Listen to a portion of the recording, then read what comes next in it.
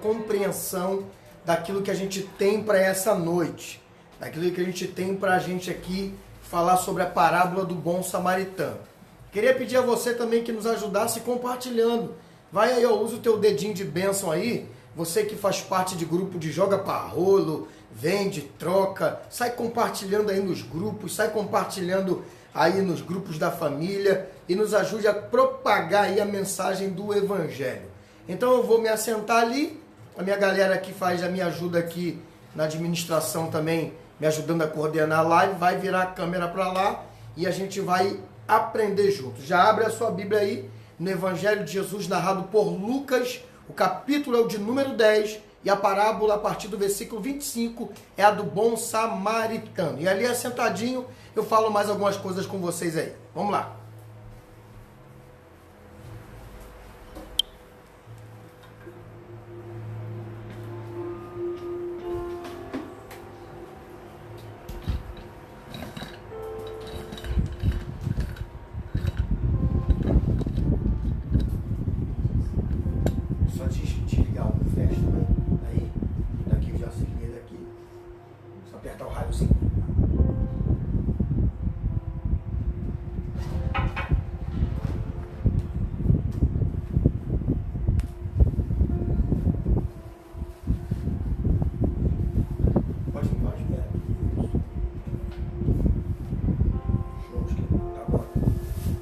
Vamos lá, hoje aqui a nossa parábola do dia de hoje, para quem está entrando aí e talvez não esteja entendendo nada, nós estamos numa série de estudos sobre as parábolas de Jesus.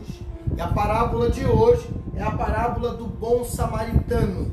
Nós estamos hoje aí com a proposta de querer entender essa parábola, qual foi o objetivo central de Jesus em falar dela, em usar ela para trazer um ensinamento aqui ao doutor da lei que está perguntando a ele sobre a vida eterna.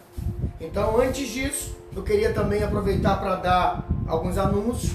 Nós vamos voltar aí com o nosso culto presencial de consagração, terça-feira, dia 1º, às 9 horas da manhã. Eu te espero lá para poder cultuar a Deus com a gente. Já estamos voltando aí com os cultos presenciais. Alguns voltamos com domingo e agora voltamos com a terça-feira. Já já retornaremos com o de quarta-feira e o de sexta-feira.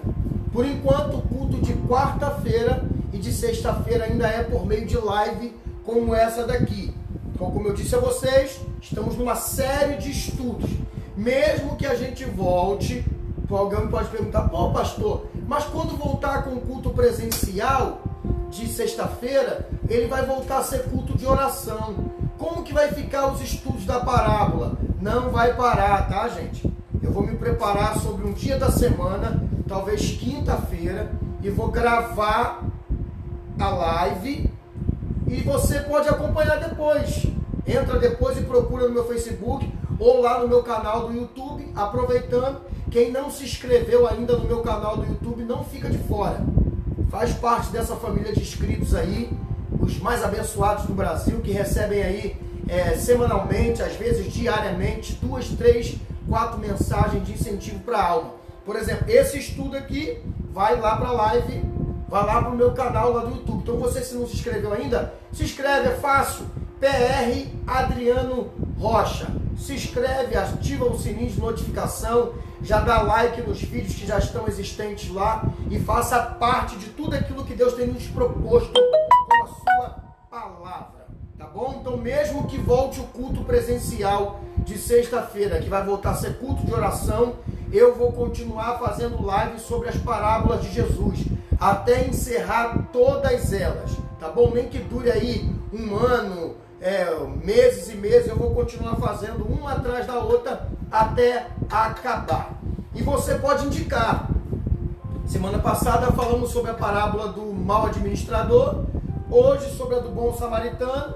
Nas duas próximas sexta-feiras eu já tenho 2 parábolas, né? E se você quiser dar dica de uma parábola, coloca aí nos comentários, coloca lá no meu message, coloca no meu WhatsApp, você que o tem, e vai me dando dicas. Pastor, fala sobre a parábola tal, sobre a outra, sobre essa, e a gente vai aí a cada sexta-feira com uma parábola nova aprendendo sobre as mesmas. Então, abra sua Bíblia, você que não abriu ainda, Lucas capítulo de número 10, a partir do verso 25. É o único evangelho que tem essa parábola, tá? Ela é exclusiva do evangelho de Lucas. Não tem nos outros evangelistas. O coronavírus, está por aqui o coronavírus, né? Então diz assim, Lucas capítulo de número 10, verso de número 25. Levantou-se certo mestre da lei e querendo provar a Jesus, preste atenção nesse início aqui, porque isso é muito importante para a interpretação da parábola.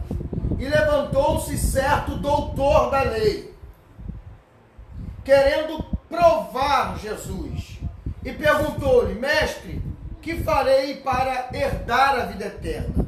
E Jesus lhe respondeu, o que está escrito na lei? E como leis? E respondeu-lhe o homem, amarás o Senhor teu Deus de todo o teu coração, de toda a tua alma, de todas as tuas forças, de todo o teu entendimento, e ao teu próximo como a ti mesmo. Então Jesus lhe disse, respondeste bem, vai e fazes, e tu viverás. E ele, querendo justificar-se, disse a Jesus, quem é o meu próximo?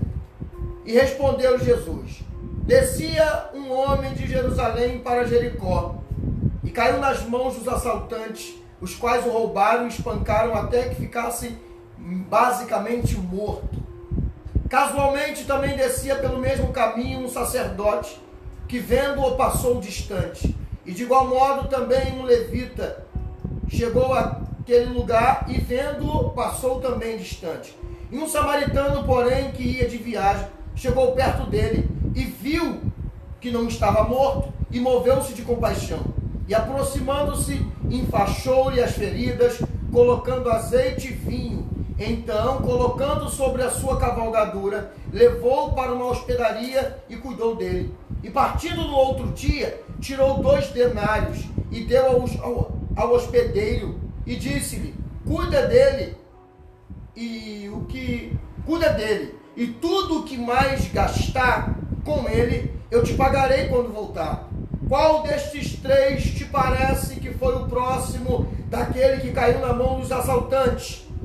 E ele disse, o que usou de misericórdia para com ele. E disse-lhe Jesus, isso, vai e faz a mesma coisa. Bom, a gente tem que ressaltar algumas coisas aqui. Como eu disse a vocês, no início lá, antes dos louvores, essa é uma das parábolas mais famosas de Jesus. Mas também é uma das mais mal interpretadas. Eu vou repetir. Essa é uma das parábolas mais famosas de Jesus.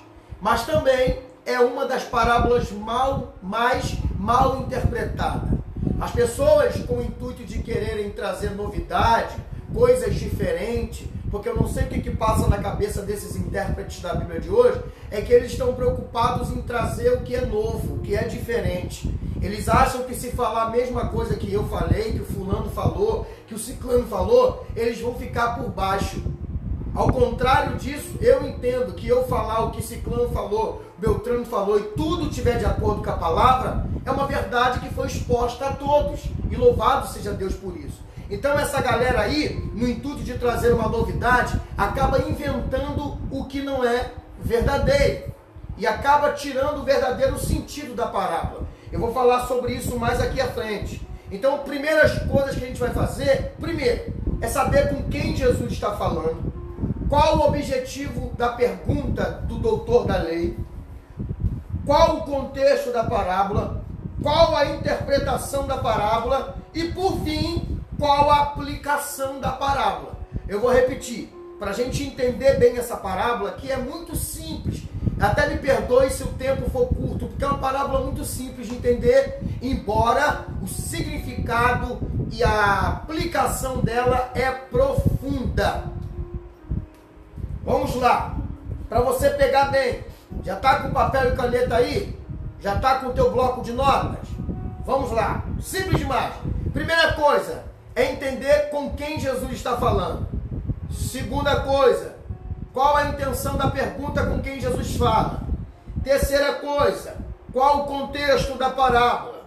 Quarta, qual a interpretação da parábola? E quinta, qual a aplicação da parábola nos dias de hoje? A gente vai fazer tudo isso aqui para que essa parábola seja bem compreendida e a gente não seja aí mais enganado por fantasias que pregam por aí, tirando o verdadeiro sentido das parábolas de Jesus.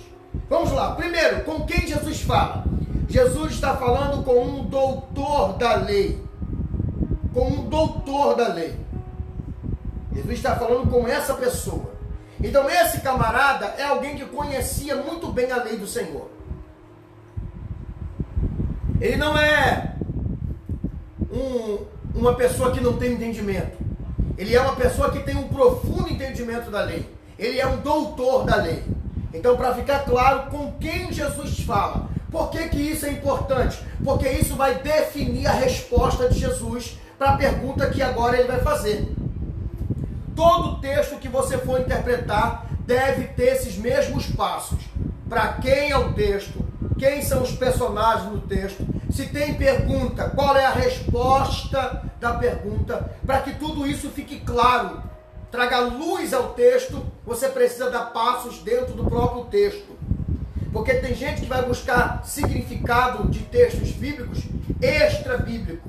Antes de ir para o extra-bíblico, você precisa usar a ferramenta teológica chamando hermenêutica, que é analisar o texto pelo próprio contexto. Com isso, você vai chegar à profundidade do que realmente o texto quer dizer. Fazendo isso, você pode até usar uma outra ferramenta chamada exegese, mas para pegar externamente verdades que vão aderir ao texto e trazer mais entendimento. Mas a princípio, essa parábola não precisa de nenhuma ferramenta fora do texto, porque o próprio texto já explica. Estamos diante de um doutor da lei que está perguntando a Jesus sobre a vida eterna. Já temos uma pergunta aqui. Agora a gente vai entender qual é a intenção da pergunta. Primeiro, é o doutor da lei que se apresenta a Jesus e faz uma pergunta a Jesus. E qual é a pergunta? O que eu devo fazer para herdar a vida eterna? Agora, qual a intenção da pergunta? A intenção da pergunta aqui é maquiavélica. Esse homem não está querendo adquirir conhecimento. Esse homem está dando um de songamonga. Porque na realidade o que ele quer é provar Jesus. O texto mesmo diz isso, ó. E levantou-se certo mestre da lei, querendo provar Jesus. Ele quer provar Jesus. E ele perguntou-lhe: mestre, que farei para herdar a vida eterna? Qual era a intenção da pergunta? Ele queria provar Jesus. Ele queria fazer com que Jesus tropeçasse nas palavras, para ele ter com que, pegar Jesus e expor Jesus. Então a gente já sabe que é um doutor da lei, que faz uma pergunta sobre a vida eterna, e que a intenção da pergunta é colocar Jesus em maus lençóis. Na maioria das vezes que esses homens se apresentavam na Bíblia, saduceu, fariseu, escriba, que é o doutor da lei, era com essa intenção. Qual? Prejudicar Jesus. Na maioria das vezes eles só querem isso, colocar Jesus em maus lençóis. Então não é diferente. Essa é mais uma situação que esses doutores da lei se apresentam com essa intenção. Qual a intenção, pastor? Provar Jesus. Em que sentido provar? Para aplaudir? Provar para falar que ele realmente é o mestre? Não, é provar para pegar o erro de Jesus e colocá-lo em maus lençóis. Jesus agora vai responder a pergunta como ele sempre faz, com outra pergunta. E qual é a outra pergunta? Jesus respondeu: o que está escrito na lei? E como você lê? Olha que interessante. Jesus vai responder ele com outra pergunta. E a pergunta é: o que está escrito na lei? E como você entende? É isso que Jesus pergunta a ele. O que está escrito na lei e como você entende. Porque não basta só saber o que está escrito na lei, Fabíola. É como o indivíduo entende. Por que Jesus fala isso? E é muito importante eu falar isso aqui agora. É porque Jesus está falando com o doutor da lei. Então, se tratando de conhecimento da lei, esse homem tinha. Ele sabia o que estava escrito na lei. Só que o problema do doutor da lei não é conhecer ou não conhecer a lei. Porque se tratando de lei, ele conhecia bem. O problema é a mal interpretação que eles faziam. A interpretação errada que eles faziam. Jesus então aproveita, como Jesus sabe que a pergunta é para colocar ele em maus lençóis, já dá um puxão de orelha. O que está escrito na lei? E como você entende ela? Ele está querendo dizer, você sabe da lei, não sabe? O problema é que você mal interpreta a lei. Conhece a lei, mas não sabe aplicá-la. Conhece a lei, mas não entendeu o verdadeiro sentido da lei. Jesus pergunta isso a ele, e ele vai responder dizendo, sim, amarás o Senhor teu Deus sobre todas as coisas, com toda a tua força, com todo o teu entendimento, com tudo que tu é, e ao teu próximo como a ti mesmo. Aí você deve perguntar, pô, mas isso é lei? Não os 10 mandamentos? Sim, gente. Por que que o homem responde isso aqui para Jesus? Porque essa é a interpretação máxima da lei. A lei é os 10 mandamentos. Moisés, dos 10 mandamentos, escreveu 613 leis. Mas a lei para todos nós, a lei para todo ser humano é os 10 mandamentos. A lei que Moisés interpretou a partir dos 10 mandamentos é para os judeus. As 613 leis. Porque ali envolve lei cerimonial, lei litúrgica de culto, lei civil para o povo, lei de castidade para o povo. Então a lei que Moisés interpretou é para o povo judeu. Como a gente aqui não é judeu, eu não vou falar sobre a lei de Moisés. Vou falar sobre o decálogo, os 10 mandamentos. Eles se resumem em 2, que é o quê? Amar a Deus sobre todas as coisas, com toda a força, todo entendimento, com tudo que temos. E o segundo, igual ao primeiro, que é que Jesus fala isso, o segundo, semelhante ao primeiro, é amar o teu próximo como a ti mesmo. Por quê? Porque se você reparar, pega os 10 mandamentos. Ele se divide assim. As primeiras linhas falam sobre Deus. Não terás outro Deus, amarás o Senhor teu Deus, não terá outro Deus, guardará o sábado para Deus. Depois você reparou que é não matarás, não furtarás, não adulterarás, não fará mau testemunho ao teu próximo, irá, honrará. Reparou que depois a lei é do homem para o homem? Então é isso que Deus queria. Com os 10 mandamentos, Deus queria que eu e você amasse a Ele e amasse o nosso próximo. Esse é o fim da lei. Esse é o objetivo central da lei. É levar a gente a amar a Deus profundamente e amar o nosso irmão também profundamente. Porque é amar como eu me amo. Então, se eu não tenho coragem de me ferir, eu não devo ter coragem de ferir ao outro. Se eu não tenho coragem de inventar mentira sobre mim mesmo, eu não tenho que inventar mentira sobre o outro. Se eu não tenho coragem de me defamar, eu não tenho coragem de defamar o outro. Se eu não tenho coragem de me roubar, eu não devo ter coragem de roubar o outro. Se eu não tenho coragem de me trair, eu não devo trair o outro. Se eu não devo coragem de mentir sobre mim, eu não devo mentir sobre o outro. Reparou? Por isso que é amar o outro como a gente se ama. Porque tudo aquilo que eu não quero para mim, eu não devo querer para você. Quando eu faço isso, eu cumpro toda a lei. Jesus disse isso. Que quando a gente ama a Deus e ama o próximo, cumprimos toda a lei. Então é interessante isso aqui. Porque Jesus está falando com um camarada que é doutor da lei, mas não entende nada da lei. Porque a aplicação que eles faziam era errônea, superficial e mal interpretada. Não tinha a profundidade da real intenção da lei. Deus escreveu a lei com um objetivo central, que era guardar o seu povo, proteger o seu povo, livrar o seu povo do pecado, guardar o povo até Jesus chegar. Quando Jesus chegasse, ele ia assumir o lugar da lei, porque ele é a nova aliança, ia conduzir o povo até Deus. Só que eles mal interpretaram a lei. Com a lei eles fizeram guerra, com a lei eles fizeram separação de pessoas, com a lei eles fizeram acepção de pessoas. Usando a lei de Moisés, eles mataram, eles feriram, eles mentiram, eles crucificaram Jesus, usando a lei de Moisés.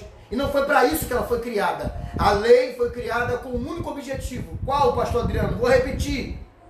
Guardar o povo até Jesus chegar. Por isso que o apóstolo Paulo vai dizer que a lei era como um aio, um tutor, que guardou a criança até chegar ao verdadeiro dono, que é Jesus de Nazaré. Tá bom? Então o que mais tem aqui à frente? Ele vai dizer isso para Jesus. Jesus olha para ele e diz: então Jesus disse-lhe: respondeste bem, vai e faz ao mesmo. Só que agora esse homem quer dar um outro mingué. Ele quer dar uma de ainda João sem braço. Ele fala: ele, porém, querendo justificar-se. Olha o que Lucas ressalta aqui. A si mesmo disse a Jesus. Versículo de número 29. Quem é o meu próximo? Jesus fala o seguinte, ele pergunta: bom mestre, o que eu faço para herdar a vida eterna? Jesus fala: conhece a lei? Como você entende? Aí ele vai e fala da lei: amar a Deus e amar o próximo. Jesus fala: isso aí, vai e faz. Aí ele sabe que Jesus quer pegar ele. Aí ele vai se justificar dizendo: quem é o meu próximo? Jesus vai olhar para ele e aí começa a parábola. Reparou que a parábola vem por causa da pergunta? Eu vou dizer de novo. Reparou que a parábola do bom samaritano nasce aqui no contexto de Lucas capítulo 10, do verso 25 ao 37, por causa da pergunta desse homem?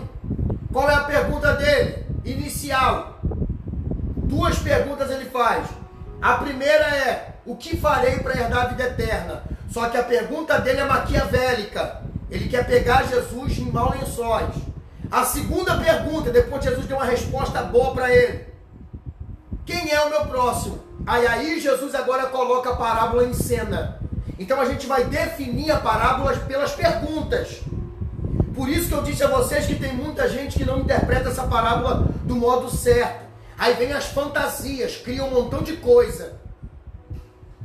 Aí tem até cantor que fez música dessa parábola falando que o homem é quem se desviou, falando que Jesus é o bom samaritano. Não tem nada a ver, nada a ver. Nada a ver. Se você ouviu pregação dizendo que esse homem é quem caiu no caminho, é quem tropeçou na fé, se você ouviu o cantor dizendo que esse bom samaritano é Jesus e que você que caiu na fé é o homem que foi salteado, não tem nada a ver.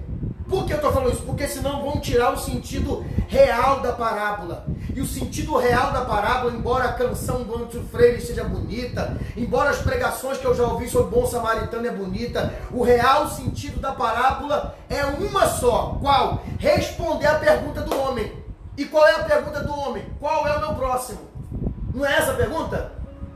É essa. E qual é a resposta de Jesus? A parábola. E qual é a parábola? Vamos lá. A parábola diz respeito a um homem que sai de Jerusalém e desce para Jericó. No meio do caminho é assaltado, era comum isso acontecer.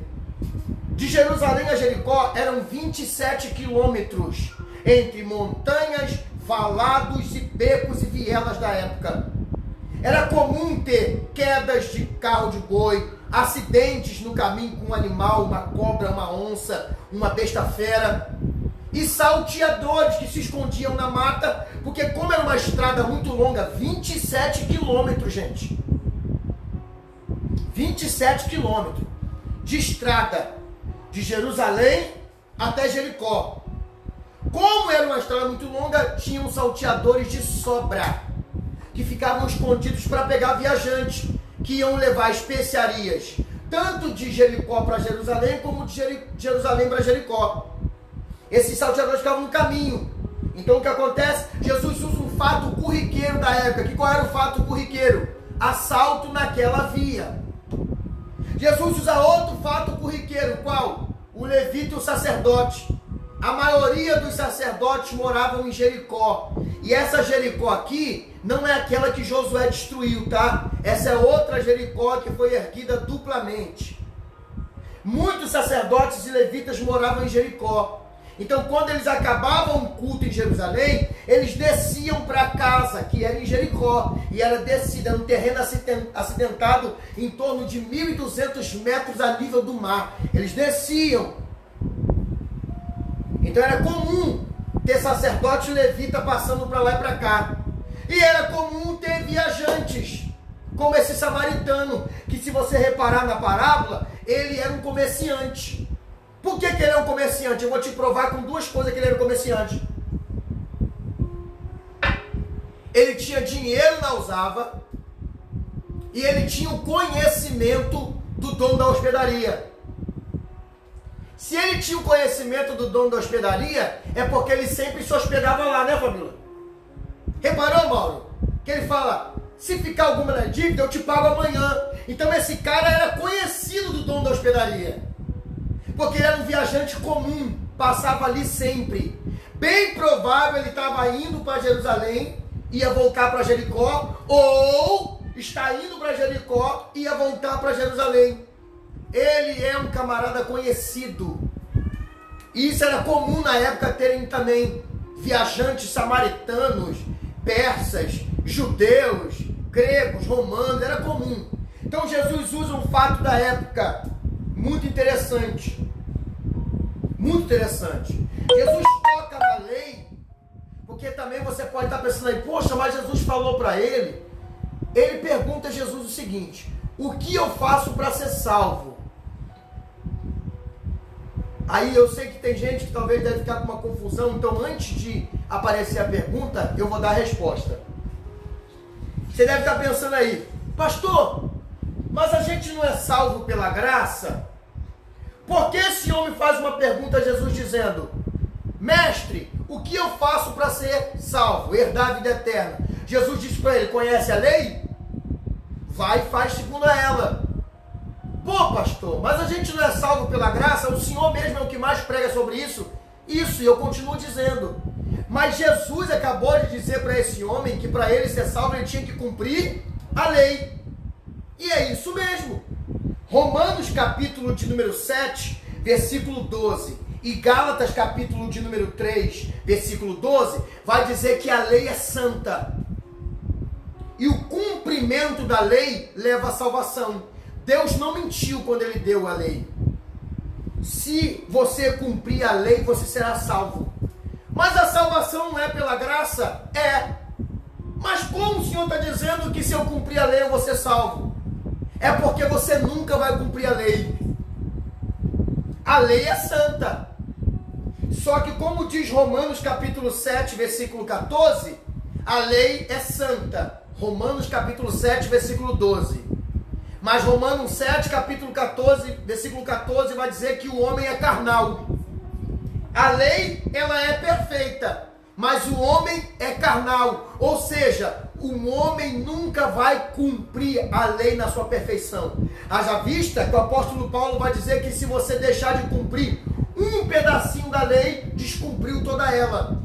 Então sabe o que Jesus está dizendo para esse homem aqui? Entre linhas, talvez eu e você não alcançou, mas esse homem na hora entendeu, porque ele é um doutor da... Jesus diz para ele, cumpre a lei e você vai ser salvo. Mas ele, como doutor da lei, sabe que nunca vai cumprir a lei. E ele sabe melhor do que eu e você, que se eu deixar de cumprir um tantinho assim, já era. Eu sou 99,9,9,9% cumpridor da lei. Não adianta. Para ser salvo pela lei, a lei salva? Salva. Que isso, pastor? A lei salva. Mas para ser salvo pela lei, tu tem que cumprir 100% dela. E vou te falar uma coisa, ninguém cumpriu. Só o Cristo. Então Jesus está dizendo basicamente para ele, cumpre a lei e você vai ser salvo. E esse homem sabe que não vai ser salvo. Porque não dá para cumprir a lei. Porque eu disse a vocês, Não adianta cumprir 99,9%. Tem que ser 100%, íntegra, perfeito. E como não tem ninguém que vai cumprir, ninguém é salvo pela lei. Porque, repito, Romanos capítulo 7, versículo 12 e Gálatas 3:12, a lei é santa, mas Romanos capítulo 7, versículo 12, o homem é carnal. E como o homem não vai conseguir cumprir a lei, aí a graça teve que aparecer. Porque como a lei salva, mas ninguém tem possibilidade ou condição de cumpri-la, Deus teve que manifestar a graça. Porque é o único caminho pelo qual o homem é salvo. Qual? Pela graça. Porque se não tem como cumprir a lei, ninguém seria salvo. Se não tem como viver a lei na íntegra, na perfeição, ninguém seria salvo. Por isso Deus envia Jesus, que é a oferta máxima da graça. Porque se não fosse a morte de Jesus por graça e misericórdia, eu e você estaríamos diante da lei para cumpri-la. Como Deus sabe que nem eu, nem você, e nem ninguém na face da terra teríamos condições de cumpri-la, todos seríamos condenados. E como é desejo de Deus que todo homem se salve, cheio de conhecimento da sua verdade, Ele envia o seu Filho. Porque agora a lei, embora seja boa, não tem o poder de salvar. Mas a graça tem o poder de salvar. E todos aqueles que nela creem, por meio de Cristo, a crença em Cristo, no nome de Cristo, na oferta vicária de Cristo, na obra redentora de Cristo, na palavra de Cristo, no evangelho de Cristo, serão alcançados pela graça e aí livres da lei e salvos de seus pecados. Por isso é importante entender isso aqui, que o que Jesus está falando para esse homem é: cumpre a lei e você vai ser salvo. Ele sabe que não dá. Ele sabe que não tem condições. Aí ele vai fazer a pergunta que vai gerar a parábola. E como eu disse a vocês, a minha preocupação é a mal interpretação da parábola. Porque quando eu tiro a centralidade da parábola, sabe o que acontece? Eu não consigo chegar no lugar onde Jesus queria que esse homem chegasse, que é o entendimento da sua pergunta. E qual é a pergunta dele? Quem é o meu próximo? A parábola nasce aqui não por causa da pergunta para ser salvo, tá, gente? Porque senão você vai cair na mão dos espíritas, segundo Allan Kardec e Chico Xavier, que vai dizer que para ser salvo tem que fazer caridade. A parábola não é resposta à pergunta de salvação, tá? Deixa eu pontuar aqui de novo. Olha para o pastor Adriano. A parábola não é a resposta da pergunta sobre a salvação. A resposta da pergunta sobre a salvação é: cumpre a lei. Porque Jesus sabe que ele está perguntando de se vergonhice. Jesus sabe que ele está perguntando para fazer mal a ele. Por isso que Jesus, aperta dizendo para ele: cumpre a lei. Porque Jesus sabe que o objetivo da pergunta é colocá-lo em xeque, em maus lençóis. Por isso Jesus é bruto com ele, falando: cumpre a lei e tu vai ser salvo. Agora, a parábola nasce por outra pergunta. É muito, gente, eu estou me esforçando aqui para você entender a profundidade dessa parábola. A pergunta que vai dar origem à parábola não é sobre a salvação. A pergunta que vai dar origem à parábola é: quem é o meu próximo? Essa é a pergunta. E quando o homem pergunta querendo dar um migué, porque a mesma Bíblia aqui no verso 29 vai dizer que ele queria se justificar, e ele pergunta: quem é o meu próximo? Aí Jesus conta a parábola. E descia um homem que estava vindo de Jerusalém para Jericó, foi pego por salteadores, quase ficou morto. Passou um sacerdote, não ligou para ele. Passou um levita, não ligou para ele. Passou um samaritano, pegou ele, limpou as feridas, botou no seu cavalo, levou para a hospedaria, pagou para cuidar dele. Disse que quando voltasse, se tivesse dívida, pagaria de novo. Aí Jesus pergunta para ele: quem é o próximo desse homem? Aí o homem pergunta, responde, melhor dizendo: aquele que teve misericórdia. Aí Jesus disse: então vai e faz igual. Reparou agora? Agora ficou explicadinho que a parábola não nasce da pergunta sobre salvação, Porque eu vou repetir, para que ninguém ache que fazer caridade vai ser salvo, tá?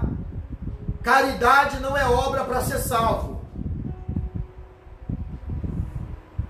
Pega agora a senha para você ficar inteligente. Fabíola já jogou aqui o verde aqui. Caridade não é obra para ser salvo. Caridade é resultado na vida de quem já foi salvo. Sabe por que você tem que fazer caridade? Não é para ser salvo, é porque foi. Porque eu fui alcançado pelo Evangelho, eu faço boas obras. Porque eu fui alcançado pela graça, eu faço boas obras que a graça me propõe fazer. Se você acha que ajudar a pessoa, ajudar o pobre, ajudar o desempregado vai te salvar, tu tá errado. Isso é mente de espiritismo, de Allan Kardec, de Chico Xavier, de Mesa Branca, de Umbanda, de Candomblé e de outras religiões, de budismo, hinduísmo. Caridade não é para ser salvo. Caridade é resultado de quem foi alcançado pela salvação. Aí quando eu sou salvo, eu me compadeço.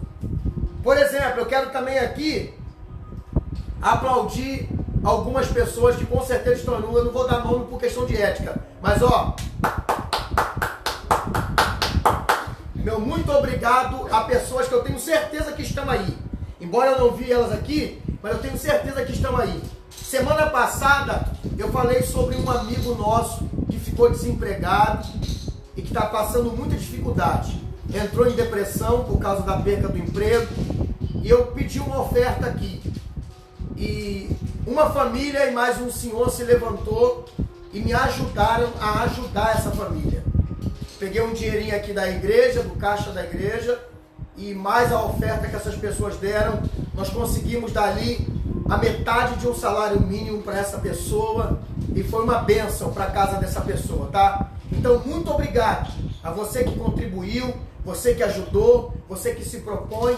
Eu tenho aqui nessa live, eu não vou citar nome, uma irmã que todo mês vem aqui em casa trazer complementos alimentares, ou seja, ela traz mantimentos aqui para eu doar para quem precisa.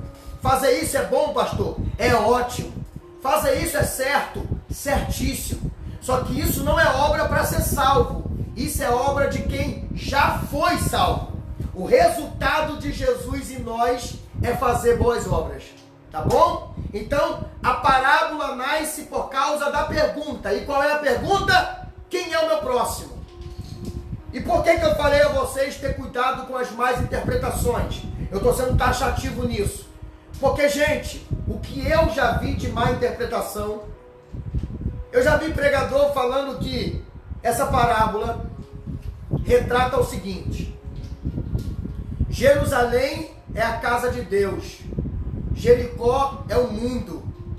Aí o cara se desviou, saiu de Jerusalém e foi para o mundo. Aí no meio do caminho o diabo pegou ele, quebrou ele todo. Aí os homens, os pastores, os cantores, passam por ele nem aí. Aí Jesus vem, aí eu só queria entender o seguinte: se o pastor e o cantor desprezou ele, quem é que Jesus usou para levantar essa pessoa perdida da pregação? Foi o próprio Jesus que veio aqui? Porque se alguém falou de Jesus para quem se desviou, é o levita ou o sacerdote. Olha como é que não tem nexo, nem o que eles pregam. Aí Jesus veio, pegou, a hospedaria é a igreja, aí o dono da hospedaria é o pastor, e o dinheiro que ele pagou foi a sua morte, e que quando ele falou vou voltar, é que ele vai voltar para buscar. Já vi várias interpretações. Eu até separei uma aqui de um cara muito importante para a história da igreja. É um pai apostólico chamado Orígenes. Orígenes, após a morte dos apóstolos, apareceram homens que tomaram conta da igreja. Orígenes é um deles. E olha a interpretação. Eu estou falando de um cara que era baita conhecedor da Bíblia. Ele era um dos pais apostólicos. E olha a interpretação fantasiosa e alegórica que ele fez dessa parábola. Olha só.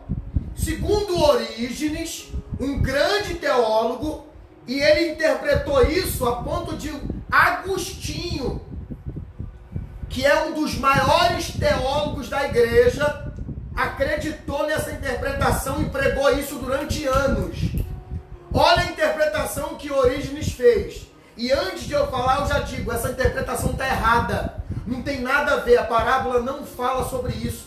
Não, pastor, é o que Deus me deu. Não tem nada, nada do que Deus te deu. Esquece o que Deus te deu. O que Jesus falou aqui é outra coisa, que não tem nada a ver com o que eu vou falar aqui agora. Ó.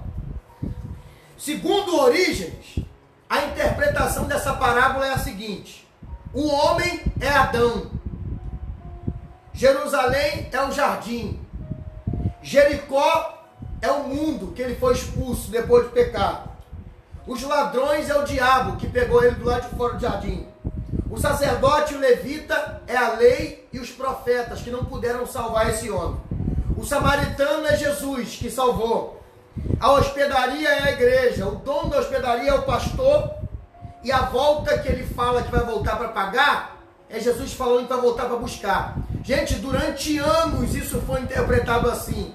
Eu já vi vários pregadores usar a interpretação de Orígenes, dizendo que isso é a interpretação dessa parábola. E não é, gente. Não é. É só a gente pegar a pergunta e vamos pular para a interpretação certa da parábola, e depois eu vou aplicar essa parábola na nossa vida e eu termino o estudo. Vamos lá. Qual foi a pergunta que deu origem à parábola? De novo. Qual foi a pergunta que deu origem à parábola? Quem é o meu próximo? Então, quando Jesus expõe essa parábola, é para responder a pergunta do homem, que é: quem é o meu próximo? E qual é a resposta que Jesus dá? O teu próximo é todo aquele que estiver perto de você com dificuldade. Essa é a resposta. Mas pastor, o que tem a ver o sacerdote, o levita e o samaritano? Nada a ver. É só uma linguagem figurativa, de acordo com os acontecimentos da época. Porque eu disse a vocês que naquela época o caminho era comum. Há muitos desses homens que são citados na parábola. De Jerusalém para Jericó eram 27 quilômetros, de uma descida íngreme de 1.200 metros ao nível do mar. Todo dia descia e subia gente. O templo era em Jerusalém e a metade dos sacerdotes e levitas moravam em Jericó. Essa Jericó não é a Jericó que Josué quebrou, é outra Jericó que foi reconstruída. Então era comum ter sacerdote e levita saindo do templo e voltando para casa. Esse caminho era comum ter ladrões, porque era caminho de mercadores também. Haja vista que o samaritano é um mercador. E a prova que ele é um mercador é que ele tinha dinheiro, um cavalo, vinho e azeite, e ele tinha contexto na hospedaria. O cara da hospedaria confiava nele. Por isso que ele deixou um cara lá quase morto e disse: ó, eu vou e quando voltar te pago. Ou seja, esse homem passava ali diariamente, semanalmente, mensalmente, mas sempre passava ali, ele era conhecido. Então Jesus usa linguagens comuns, porque era comum ter assalto naquela via, era comum ter sacerdote subindo e descendo, era comum ter mercadores samaritanos e era comum ter hospedaria para se hospedar, porque era 27 quilômetros, né, gente? Não era uma pernadinha daqui na Praça Seca, daqui ali em Realengue e Bangu. Era longe. Se eu não estiver equivocado, 27 quilômetros é mais ou menos o que a gente fez daqui lá para Niterói, né, mano? Né? É mais, né? Então, já pensou daqui para Niterói? É mais ou menos isso aí, ó. 27 quilômetros. Acho que é 30 e poucos quilômetros daqui lá para Niterói. Lá para São Gonçalo. Olha aí. Imagine uma pernadinha daqui até o final da ponte Rio-Niterói. Olha a distância. Então é isso que Jesus está falando. Por isso que ele usa esses personagens. Não tem nada de místico aqui. O problema é que a galera quer mistificar, quer dar glamour à parábola. Eu costumo dizer que a mensagem de Jesus é um pão francês simples. Sabe qual é o problema? É que tem muita gente querendo dar uma de padeiro. Pega aquele pãozinho simples, abre ele no meio, bota queijo, bota presunto, ou quer enfeitar o pão botando glacê, goiabada, doce de leite. Não! A gente tem que interpretar a Bíblia da forma que é. E a forma mais simples é a verdadeira. O que Jesus quer fazer aqui é responder esse homem o seguinte. Sabe quem é o teu próximo? É todo aquele que está perto de você e que precisa de você. Olha que coisa simples. Eu sei que isso não dá ibope, eu sei que isso não dá aplauso, eu sei que isso não dá like, porque as pessoas querem aparecer.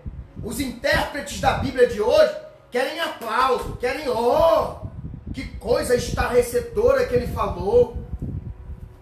Gente, eu ando por aí, eu vejo muita coisa. E eu não sou pregador de ir só para pregar, eu vou na igreja para ouvir também. E eu já ouvi falar, caramba, tu viu o que aquele cara falou? Semana retrasada eu fui numa igreja e vi uma pregação sobre o Jardim do Éden. O camarada até falou algumas coisas boas, mas falou cada loucura. Que Deus criou o Jardim do Éden e levou Adão para conferir se ele ia gostar da casa. Olha que as pessoas querem enfeitar demais o pavão e acabam tirando a centralidade. Viu que não tem nada a ver com o que eu falei aqui que o Orígenes falou? Essa parábola não diz respeito a Adão, essa parábola não diz respeito à queda do homem, essa parábola não diz respeito a Jesus. Jesus não é esse bom samaritano aqui.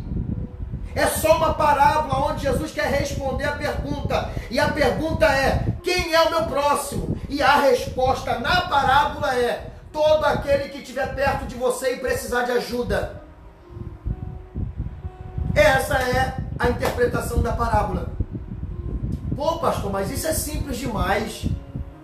Quando o senhor falou que ia dar estudo sobre a parábola, eu esperava sair fogos, estrelinha, umas coisas diferentes. Mas é isso aqui, meus filhos. É isso que a parábola quer dizer. É só isso. Ou melhor, me perdoe, não é só isso, não, é tudo isso. Jesus está respondendo a pergunta do homem. E eu vou ser repetitivo dizendo de novo. Qual é a pergunta? Quem é meu próximo? Qual é a resposta segundo a parábola? Todo aquele que está perto de você e que precisa de você. Agora, qual é a aplicação da parábola? Agora eu entro na aplicação. E a aplicação se dá nos dias de hoje. A aplicação se dá no nosso tempo presente. Porque o que Jesus vai responder aqui é ao doutor da lei. Mas agora, aonde essa parábola traz ensinamento para mim, pastor? Agora a gente vai entrar juntos aqui. Pastor, aonde essa parábola me ensina? O que essa parábola tem para me dizer? Qual é o objetivo dessa parábola para mim? O que ela quer dizer para mim? Para nós, os cristãos. Qual é o ensinamento aqui? Primeiro vamos dividir. O que Jesus quis dizer ao doutor da lei? Ele respondeu a pergunta dele. Mais uma vez, já é a quinta ou sexta. Qual é a pergunta? Quem é meu próximo? Qual é a resposta? O teu próximo é todo aquele que está perto de você e precisa de ajuda. O sacerdote, o levita, são figuras, personagens alegóricos que aparecem num sentido cotidiano da via de Jerusalém até Jericó. É por isso que Jesus usa o levita, o sacerdote, os ladrões, a hospedaria, porque era tudo o que acontecia naquele percurso de 27 quilômetros de Jericó até Jerusalém. Então, entendendo isso, a gente vai partir para o outro lado. Qual é o meu próximo? Serve para nós a mesma resposta. O meu e o teu próximo, que eu e você deve amar como a nós mesmos, é todo aquele que está perto de nós e precisa de ajuda. Porque tem muita gente que acha que o nosso próximo é um familiar. o nosso próximo é um marido, é uma mulher, é um filho. Não. O nosso próximo é todo aquele que está perto de você, que precisa de sua ajuda. Por exemplo, se você estiver passando em frente a um bar e tiver um bêbado caído no chão, ele é o teu próximo. Vai e ajuda-o. Se você estiver passando numa esquina e tiver uma prostituta acidentada, maltrapia, machucada, ela é o teu próximo. Vai e ajuda. O teu próximo é todo aquele que está próximo a você. E quando eu falo próximo, é no sentido geográfico, não é no sentido de afinidade, de emoções sentimentais, conjugais, familiares. Esse próximo aqui não tem nada a ver com sentimento fraternal. Esse próximo aqui significa sentido geográfico. Próximo é quem está perto. Por isso que na parábola, o próximo aqui é o samaritano. Porque foi o único que foi até o cara caído, machucado e cuidou dele. Então o que Jesus quer ensinar aqui é isso. Primeira coisa, da aplicação dessa parábola. Quem é o meu próximo, pastor? Que eu tenho que amar como a mim mesmo. É todo aquele que precisar de você. Nós estamos num finalzinho de pandemia. E ainda tem muita gente desempregada. Tem muita gente doente, em depressão. E talvez esse seja o seu próximo. Porque eu fico preocupado, gente, com o que tem de gente que tem coragem de ajudar a gente de longe.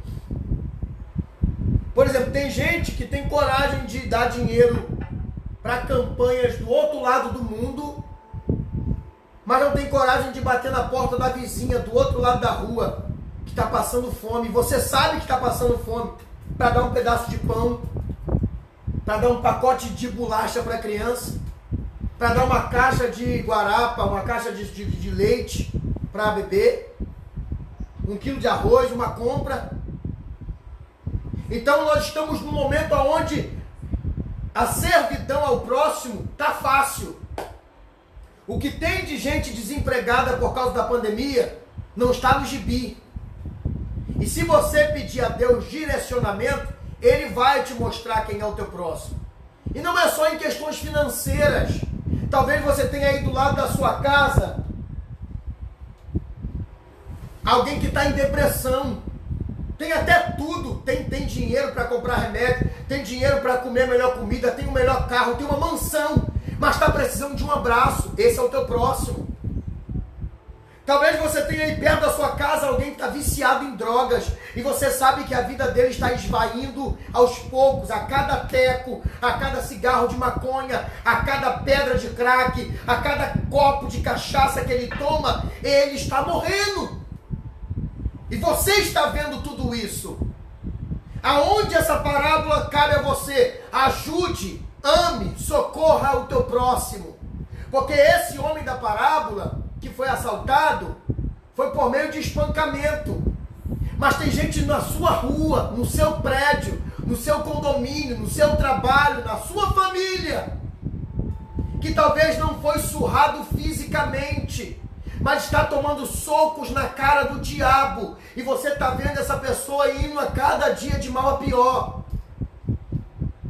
E o que eu faço, pastor? Socorra o seu próximo. Olhe para mim, você quer ir para o inferno? Você quer viver no lago de fogo e enxofre com Satanás e seus demônios? Olhe para dentro dos meus olhos. Você quer ir para o inferno?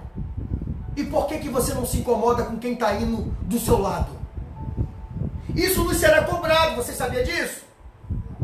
Porque tem gente que acha que pecado é só adulterar, roubar, mentir, cheirar, fumar, beber. Mas a Bíblia diz que se eu posso fazer o bem e não faço, eu peco. Então se tem alguém do lado da sua casa que precisa de mantimento e você pode, socorra-o, ele é o teu próximo. Se tem alguém do lado da sua casa que passou mal de noite, você é o único da vila que tem um carro, socorre.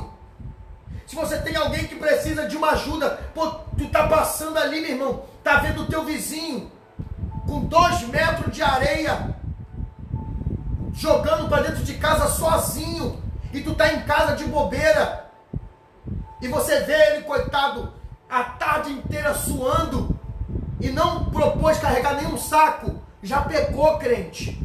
Você é o próximo dele. Pelo incrível que pareça, Deus me incomoda com esse ponto em mínimas coisas. Eu passei essa semana, olha como é que Deus já estava preparando o meu coração. Eu passei essa semana por um camarada e eu vi a porta do carro dele aberta. E atrás estava, acho que a mulher e umas criancinhas. E na frente estava ele e outro rapaz. Quando eu passei, eu vi a porta aberta. Passei bem mais rápido do que ele, mas eu vi a porta aberta. Eu vi que a criança, não era muito criança, meio a jovenzinha, adolescentezinha, estava na porta. E se ele esbarra ali, talvez a porta abra e aquele moleque cai, não dava tempo. A gente estava numa via que permitia de 70 para cima. Eu já estava lá na frente quando eu fui tocado, dizendo: Adriano, poderia ser a Rebeca. Dá um jeito. Cara, eu sei que eu fui até meio imprudente, fui jogando na via, fui reduzindo para trás do caminhão, até encostar. Eu tive que vir reduzindo para encostar do lado do cara. Ele até tomou um susto, né? Porque meu carro é meio esportivo, voadão, vidro preto. Olhei para ele e falei: meu irmão, ele tomou um susto. Eu falei assim: a porta de trás está aberta. Ele, pum, pediu o menino bateu a porta, ele avançou e disse: muito obrigado. E foi embora. Aquilo me incomodou porque pode parecer simples, mas talvez eu salvei a vida daquele menino, que talvez brincando ali com o irmão, esbarrava na porta, ela abria, ele caía, um carro passava por cima. Então olha como que não é só dinheiro. Às vezes são as mínimas coisas que você está passando. Você está vendo uma senhora subir no ônibus. Às vezes eu estou dentro do... Há muito tempo que eu não ando de ônibus, mas quando eu andava eu via gente dentro do ônibus e senhoras passando pela catraca cheia de sacola e ninguém ia lá. Então é ajudar o próximo em tudo, nas coisas mais simples e nas mais graves. Porque tem gente que pega esse ajudar o próximo e acha que é só comida, só dinheiro. Às vezes é um abraço. Eu não sei você, mas eu me incomodo quando eu passo pela rua e vejo alguém chorando. Não quero saber o motivo. Só quero aplacar o choro e dizer: tudo bem? Como é que você está? Posso te ajudar? Isso é importante. O céu espera isso de nós. Porque afinal de contas eu estou pregando aqui para homens e mulheres de Deus. Eu vou usar agora o que o apóstolo Paulo diz: se é que o Espírito de Deus habita em vós. Então quem é o meu próximo? É todo aquele que está próximo. E o que é ajudar o próximo? É em várias esferas, eu já disse aqui. E a principal dela é: se você tem um vizinho teu que está indo para o inferno e não procura alertá-lo ele, hoje Deus está te incomodando dizendo: até quando você vai ir para o céu vendo o seu amigo ir para o inferno? Pastor, mas é meu vizinho, eu nem gosto dele porque ele bota o som alto, ele faz bagunça. Não importa. É o teu próximo. Jesus morreu para salvá-lo também. E se você que tem a arma da salvação, que é o Evangelho de Cristo, e não usar, serás um soldado inútil no dia do Senhor. Pense nisso. Socorrer o próximo é desde a esfera material até a espiritual. Eu vou repetir algumas coisas aqui que são importantes. Passou, meu, tá de bobeira, viu teu vizinho, coitado, colocando um milheiro de tijolo para dentro, para, dá uma força. Passou, viu uma velhinha atravessando a rua com uma sacola, para e ajuda ela a atravessar.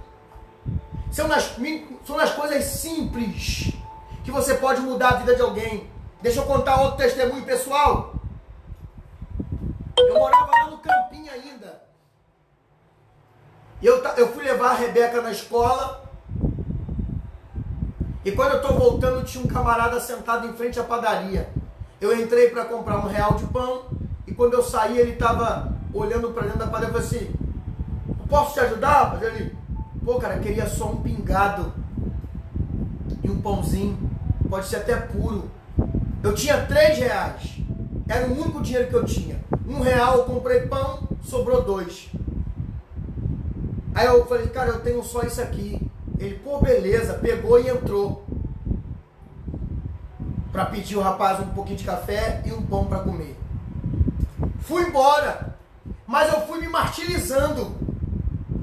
Eu fui me julgando, caramba, poderia ajudar mais aquele cara, por que eu só tinha dois reais, poderia ter feito mais por ele, parará, parará, pereré, e fui indo. Era uma quinta-feira, à noite na igreja, um amigo meu, o presbítero Luizinho, foi tomado por Deus e me falou assim: Adriano, assim te diz o Senhor, eu vi os teus R$2. Você não entendeu não? Vou repetir. Eu fiquei triste porque só tinha R$2 para dar para aquele homem. Deus, na igreja, usou o amigo meu para falar: Adriano, eu vi os teus R$2. Não, meu, eu tinha 3. Um eu comprei pão, sobrou 2. Eu dei os 2. E fiquei triste. Aí olha só, uma atitude simples de dar R$2 para alguém fez o céu ver, gente. O céu viu. Não importa. Tem gente que acha que Deus só vai se agradar se der 20 mil cestas básicas. Se ajudar o Médico Sem Fronteira, o Criança Esperança, a ACD, uma obra missionária. Não! Às vezes um pedaço de pão que você dá para quem está com fome, o céu está vendo. E ele entende isso como isso aqui, ó, bom samaritano. Então entenda isso. A primeira aplicação desse texto é: ajude teu próximo. E quem é o teu próximo? Qualquer pessoa que estiver à tua volta em dificuldade. E seja qual for a dificuldade, ela é variada.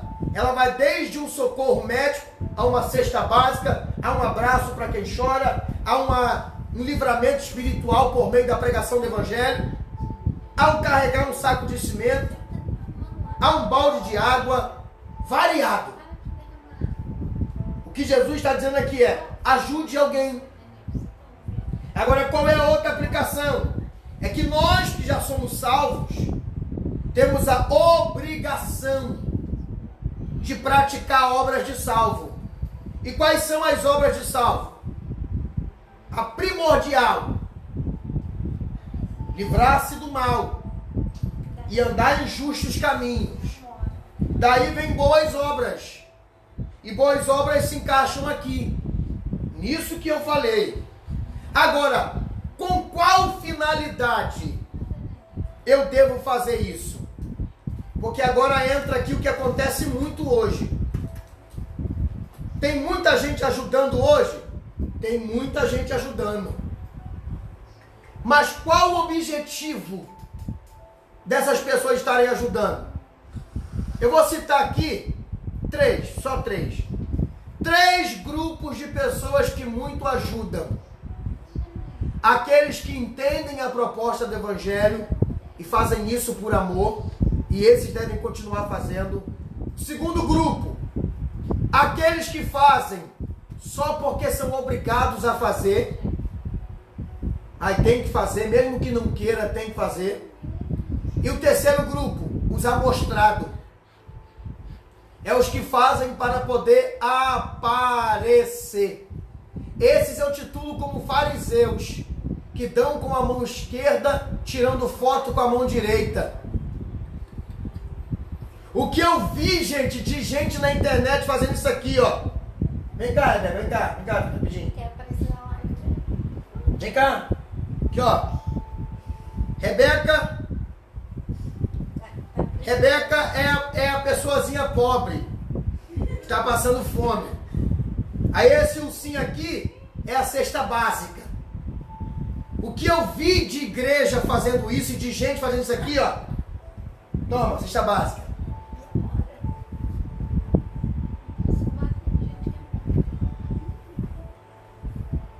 Aí postando. Com qual intuito esse indivíduo fez isso? Foi ajudar aquele próximo? Primeiro, que ajuda nem vem dele. Ele ganhou para ajudar, se vangloriando na ajuda dos outros, pegando carona na prancha do outro. E às vezes quem deu a cesta básica, Mauro, nem quer que fale o nome.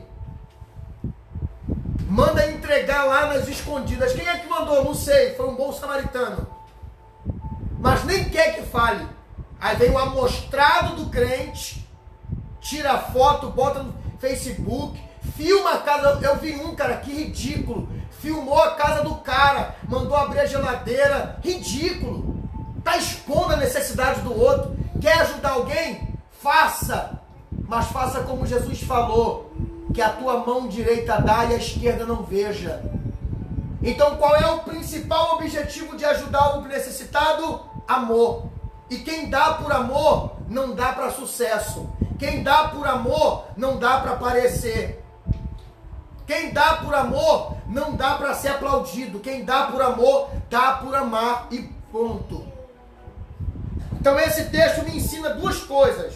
A primeira, que eu tenho que ajudar o meu próximo, dentro de qualquer situação que ele precisar. E segundo, que eu tenho que fazer tudo isso por amor.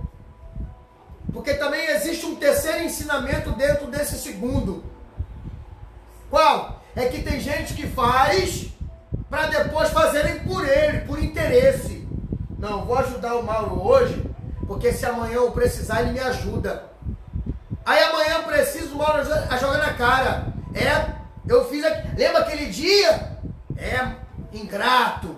Ingrato é tu que está fazendo com interesse. Por isso que a gente tem que fazer conforme a gente ouve bastante. Faça o bem sem olhar quem. Faça por amor. Faça sem esperar nada em troca. Faça sem pretensões. Faça simplesmente porque o mestre te ensinou isso. Porque eu e você um dia estávamos nus, com fome e doentes. Não fisicamente, ou até fisicamente. Eu, por exemplo, eu vivi isso em todas as áreas da minha vida. Na alma, eu era nu na alma, faminto na alma e doente na alma. Jesus me vestiu na alma, me alimentou na alma e me curou na alma. Mas eu também era pobre na vida, faminto na vida e doente na vida. Jesus me deu uma casa, Jesus sarou o meu armário. Hoje foi uma briga porque um amigo veio me visitar, aí comprou uns picolé, eu tive que tirar um frango da geladeira para botar o picolé, que não cabia. Não é porque tinha muita coisa não, é que meu congelador é pequeno. Aí eu tô pensando, pô, o pastor tá como, né? Mas graças a Deus, tá lá. Hoje se eu quiser comer um franguinho tem, uma carninha tem, um ovozinho tem, um peixinho tem, uma frutinha tem, um biscoitinho tem. Tudo bem que essa semana eu não estou podendo comer muito, porque eu quase morri na segunda-feira. Então isso Jesus fez por mim? Fez. E agora? Como que eu vou fazer isso por Jesus? Tem como eu ir lá no céu mandar uma quentinha para Deus? Tem como eu evangelizar Deus porque Deus está indo para o inferno? Tem como eu curar Deus porque Deus está doente? Então aonde eu vou responder o que Deus fez por mim? É no outro. Sabe qual é a maior forma de mostrar e provar o seu amor por Deus? Eu aprendi isso com um pastor chamado pastor Pablo Queiroz. É um parceiro meu. Se ele ver essa live aí, Pablo, um abraço para tu. Eu aprendi isso com esse cara.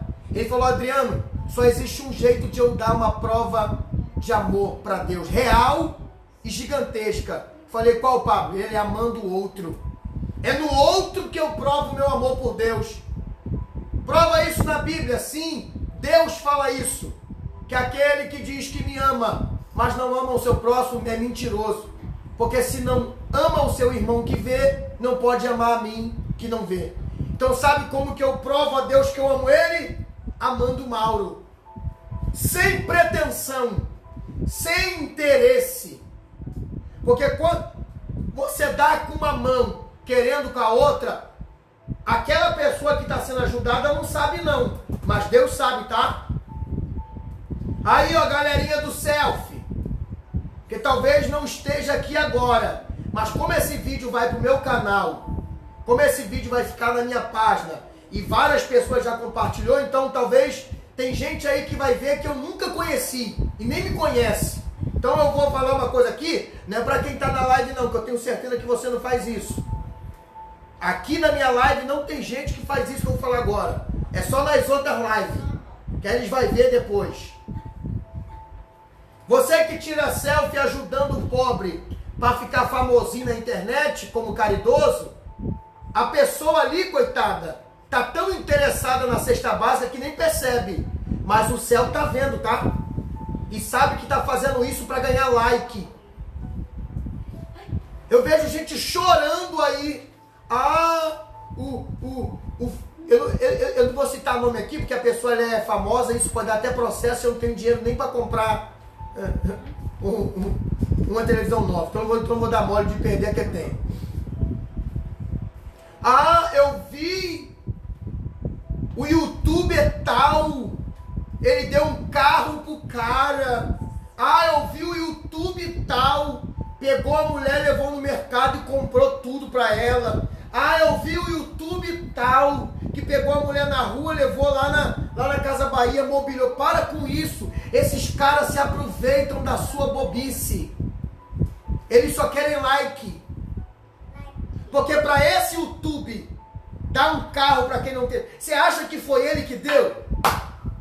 Isso tudo vai vir no like depois.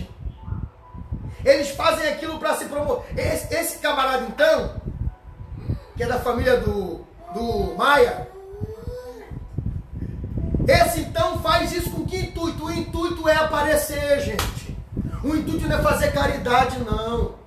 O intuito não é dar uma de bom moço, aí usa o nome de Deus. Não, é que eu tenho Deus no coração e Deus me ensinou a ajudar. Então faz sem ninguém ver. Quando faz para se amostrar, é porque tem interesse nos aplausos. Porque quanto mais seguidor essa pessoa tem, olha para mim, quanto mais seguidor essa pessoa tem, mais dinheiro ela ganha, não é, Mauro? Quanto mais like ela tem, mais dinheiro ganha, né, Ké? Então ela precisa de uma multidão de gente. Olha, o bom samaritano apareceu na rede social. Não é, só quer o seu joinha. Porque o seu joinha, para você, é um clique, para ele é dinheiro. E ganha muito mais do que o que deu. Isso, muito mais. Vocês sabiam que esses youtubers da vida, eles ganham por visualização e número de inscritos, e eles ganham em dólar. Tem YouTube aí, gente, com 2 milhões de inscritos no canal. Eu tenho 119 brigando, implorando. Você já reparou que toda vez que eu faço uma live eu peço para você se inscrever? Aí que a Agatha falou aqui agora que tem gente que tem 40 milhões. Que tem vídeo, que o vídeo tem 200 milhões de visualização. Aí sabe o que acontece? O YouTube usa o vídeo dessa pessoa para colocar propaganda. Porque se é um vídeo que tem muito acesso, eles vão ter muita propaganda. Sabe o que acontece? Tem YouTube aí, igual esse que a Agatha falou, que tem 40 milhões, que ganha, gente, 100, 200 mil reais por mês. Então você acha que para um cara que ganha 200 mil por mês, comprar um carro de 20, 30 mil reais é esforço? Não é. Se marcar, até a concessionária já tinha comentado com ele. Vem aqui, para dar um like. Porque aquela concessionária ficou famosa depois que vendeu aquele carro. Então, gente, para de ficar com o coração apaixonadinho. Igual eu vejo esses caras aí de programa de televisão, De Volta para Minha Terra, isso, aquilo, outro. Tudo isso é patrocinador. E os patrocinadores ganham quando aparece o caminhãozinho da fulana. Fulana de tal deu isso. Isso só leva eles a dobrarem a sua renda. Porque quando a pessoa faz por amor, faz sem interesse. Então esse é o segundo ensinamento. Qual? Primeiro, é ajudar o próximo. E quem é o próximo? Qualquer um à minha volta que tiver necessidade. De qualquer situação, em qualquer esfera. Eu, como cristão e homem de Deus que fui salvo para isso, devo fazer o bem. O segundo ensinamento dessa parábola para nós hoje é que devemos fazer por amor. Só por amor. Sem interesse nenhum. Sem barganha nenhuma. só por amar. Não é para ficar famoso e nem para preparar o terreno para amanhã pedir ajuda. Lembra do administrador infiel da semana passada? Que ele deu desconto esperando que na próxima vez que ele batesse aquela porta para pedir ajuda, aquela pessoa ajudasse? Assim é quem faz o bem, esperando o amanhã se receber o bem também. Faça, porque o que você faz escondido aqui, eu, pastor Adriano, não vejo, mas o Deus do céu vê. E quando o Senhor vê e encontra em você um terreno hábil, Ele tem prazer de semear. Então esse foi o entendimento da parábola de hoje, que vocês possam ficar ligados aí. Semana que vem vamos falar sobre a parábola dos 2 filhos. Se eu não estiver equivocado, a missionária Ana indicou essa parábola e vai ser uma bênção. Então sexta-feira que vem eu te espero aqui, nessa mesma hora, nessa minha página, para a gente poder aprender sobre mais uma parábola de Jesus. Tá bom? Domingo tem culto presencial, não fique de fora. Você que pode estar conosco, vá para a igreja. Às 18 horas estaremos realizando o nosso culto de domingo. Vai ser transmitido também pelo Facebook e pelo YouTube, para aqueles que de fato não podem. Mas você que pode, pelo amor de Deus, vai para a igreja, leva a sua máscara, tem álcool em gel de sobra lá, medidor de temperatura, distanciamento social, tem tudo que você precisa para se manter guardado do coronavírus, tá? Vá para a igreja. Eu aconselho vocês a irem para a igreja sim, tá? Porque se pode ir para o mercado, pode trabalhar, pode ir para a praia, pode ir para o shopping, pode ir para a festa, pode ir para a igreja, pelo amor de Deus. Então venha adorar o Senhor domingo às 19 horas, domingo às 18 horas, eu te espero lá. O tema de domingo é profundo, tá? Seguidores ou espectadores de Jesus? Quem é você? Quer saber sobre isso? Domingo eu te espero lá na nossa igreja para aprender sobre esse assunto. Que Deus abençoe a vida de todos. Irmãos, orem pela nossa irmã missionária Cida, a Cidinha Magalhães aí. Ela hoje passou por um momento difícil na saúde, teve um mal-estar. Eu fiquei até impressionado aqui em ver a Cida aí aparecer, né? Até comentei isso aqui com a minha família aqui, como que, né, a irmã passou mal, gente. A irmã Cida hoje foi para o hospital com suspeita de AVC e tudo. Passou a tarde inteira no hospital e, pelo incrível que pareça, quando eu abri a live, ela foi a primeira a aparecer. Isso é impressionante. Irmã Cida, a senhora é um exemplo para a nossa fé, tá? Que Deus abençoe a senhora e outras pessoas que não medem esforços para estar aí, ó, como o seu Edson e muitos outros que estão aí, tá bom? Eu não saudei vocês, mas a minha saudação de paz a todos vocês. Eu vi o Hamlet por aí, tá? Que Deus abençoe a sua vida, Hamlet. É sempre bom ter você conosco.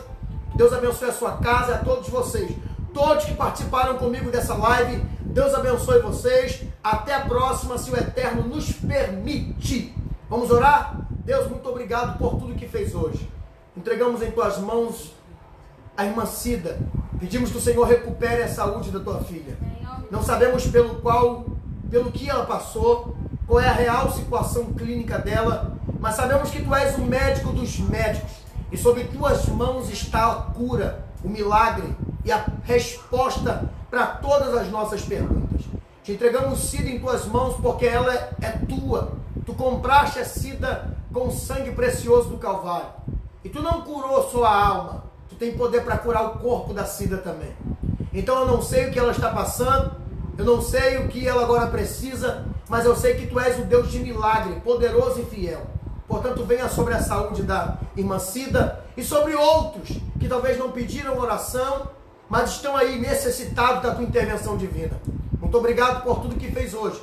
Dê uma noite de paz ao teu povo, em nome de Jesus. Amém. Amém. Que a graça do Senhor Jesus, o amor de Deus nosso Pai, que a comunhão e a consolação do Santo Espírito seja com todos aqueles que aguardam e esperam a vinda do Senhor. A sua igreja diga amém. Deus abençoe você e até a próxima. Beijo no coração.